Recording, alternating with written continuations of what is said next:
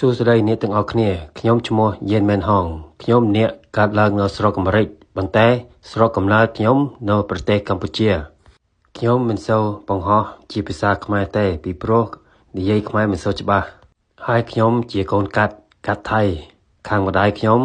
គាត់ជាដូនតាជួនជាតិថៃខូរ៉ាតប៉ុន្តែយើងមកពីស្រុកខ្មែរដែរថ្ងៃនេះខ្ញុំចង់ថតបង្ហាញឲ្យអ្នកទាំងអស់គ្នាឃើញនៅក្រោយផ្ទះខ្ញុំនៅរដ្ឋ Texas នៅសហរដ្ឋអាមេរិកហើយរដ្ឋ Texas ធំប្រព័ន្ធ3ប្រទេសនៅទឹកដីអាស៊ី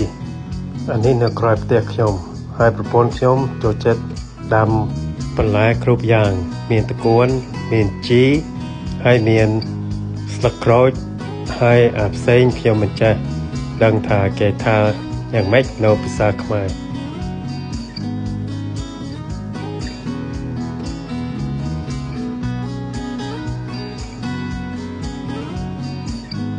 ខ្ញុំនៅទីក្រុង Houston ហើយនៅ Houston មានមូសច្រើនណាស់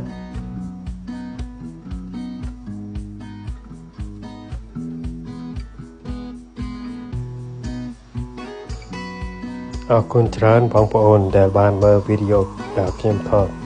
ហើយថ្ងៃក្រោយយើងជួបគ្នាទៀតបាយបាយ